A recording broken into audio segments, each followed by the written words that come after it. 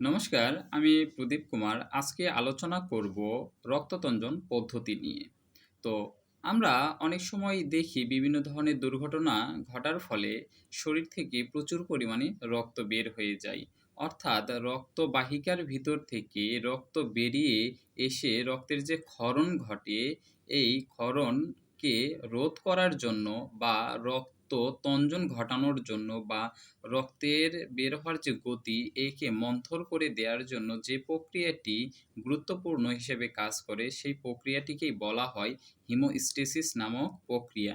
আর এই হিমোস্ট্যাসিস প্রক্রিয়ার মাধ্যমেই রক্ত তঞ্জন হয়ে থাকে বা রক্তের যে স্রোতের যে গতি এই গতিটাকে মন্থর করে দেয়। আমরা জানি যে রক্তের যে তঞ্জন ফ্যাক্টর মোট হচ্ছে ১৩টি। এর নামগুলো আমরা খুব সহজেই মনে রাখতে পারি। কিন্তু এই ১৩টি ফ্যাক্টরের মধ্যে প্রধানত ৪টি ফ্যাক্টর সবচেয়ে বেশি গুরুত্বপূর্ণ হিসেবে কাজ করে। তাহলে ওই ফ্যাক্টরগুলোর নাম কি, কি?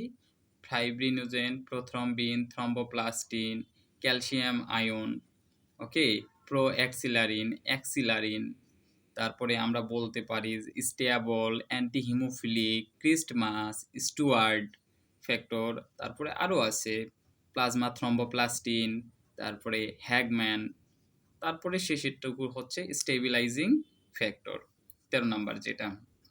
তো শরীরের কোনো অংশ কেটে গেলে রক্তবাহিকার ভিতর থেকে রক্ত বেরিয়ে পড়ার সময় রক্তের ভিতরে যে হেপারিন থাকে, রক্ত তঞ্জক বিরোধী বা তঞ্জন বিরোধী যে উপাদানটি রক্তবাহিকার ভিতরে প্রবাহিত থাকে সবসময়, এটি নিষ্ক্রিয় হয়ে যায়। আমরা জানি রক্তনালীর ভিতরে রক্ত কেন জমাট বাঁধে না। এই যে হেপারিন নামক এক ধরনের পদার্থ থাকে, যে পদার্থটা রক্তকে রক্তনালীর ভিতরে জমাট বাঁধতে কি করে, ওর বিরুদ্ধে কাজ করে।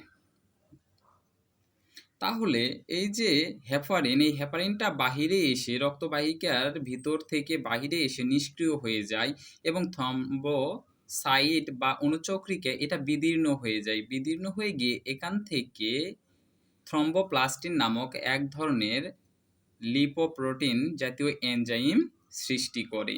আর এগুলো রক্তরসে প্রবাহিত হতে থাকে এবং রক্তরসের ভিতরে যে ক্যালসিয়াম আয়ন আছে, এই ক্যালসিয়াম আয়নের উপস্থিতিতে নিষ্ক্রিয় প্রথম্বিন এনজাইমকে থ্রম্বিনে রূপান্তরিত করে। এই যে থ্রম্বিন নামক সক্রিয় যে অংশটুকু সৃষ্টি হলো, এর উপস্থিতিতে আবার ফাইব্রিনোজেন নামক প্রোটিনকে আবার ফাইব্রিন নামক মনোমারে পরিণত করে। আর এই যে ফাইব্রিন মনোমার তৈরি হলো, অনেকগুলো ফাইব্রিন মনোমার আবার একত্রিত হয়ে ফাইব্রিন পলিমারের সৃষ্টি করে।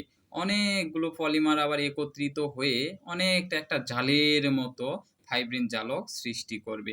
এই যে ফাইব্রিন জালক সৃষ্টি করা হলো, যে কারণে এর ভিতর দিয়ে লোহিত রক্তকণিকা, শ্বেত রক্তকণিকা বা অন্যান্য যে রক্তরসের উপাদানগুলো থাকে, রক্তপ্রোটিনগুলো থাকে, এগুলো আস্তে আস্তে ওই জালিকার ভিতরে, অর্থাৎ ফাইব্রিন যে জালকটা সৃষ্টি হলো, এই জালকটার ভিতরে আটকা পড়ে যায়। যে কারণে ওখান থেকে আর রক্ত বাহিরে বের হয়ে আসতে পারে না। আস্তে আস্তে ওই অংশটুকুতে রক্ততঞ্জন ঘটতে শুরু করে দেয়। আর যখন রক্ততঞ্জন শুরু হতে থাকে তখন দেখা যায় ওখান থেকে, ওই মণ্ড থেকে এক ধরনের হলুদ জাতীয় তরল পদার্থ বের হতে থাকে। একে আমরা সবাই জানি এবং চিনি, এর নাম হচ্ছে সিরাম। সিরাম রক্তরসের মতোই, কিন্তু রক্তরসে ফাইব্রিনোজেন, প্রথম্বিন উপাদানগুলো পাওয়া গেলেও এই যে আমাদের এই যে সিরাম বের হলো এখান থেকে, এই সিরামের ভিতরে সাধারণত ফাইব্রিনোজেন এবং প্রথম্বিন থাকে না। তারপরে যখন রক্ততঞ্জন প্রক্রিয়াটি সম্পূর্ণ হয়ে যায়, তখন নতুন করে তো ওখানে আবার টিস্যুর সৃষ্টি হতে হবে। টিস্যু সৃষ্টি না হইলে পরে ওখানে যে ক্ষত হয়ে গিয়েছিল, ওই ক্ষত তো আর পূরণ হবে না। অর্থাৎ ওখানে মাংসপেশির উন্নতির সাধনের করার দরকার আছে।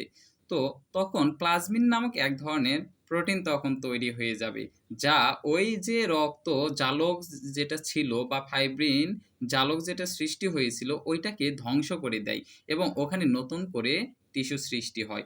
এই যে রক্তক্ষরণ শুরু হলো, তা আস্তে আস্তে আস্তে আস্তে রক্ততঞ্জনে পরিণত হলো, সেটাকে আবার ধ্বংস করে দিয়ে সেখানে আবার নতুন করে রক্তবাহিকার সৃষ্টি হবে। এই যে প্রক্রিয়াটা, এই প্রক্রিয়াটা রক্তের যে গুরুত্বপূর্ণ একটা কাজ তা আমাদেরকে বারবার প্রভাবিত করে। তাহলে আজকে রক্ততঞ্জন প্রক্রিয়া নিয়ে এইটুকুই। সকলে ভালো থাকবেন। নমস্কার।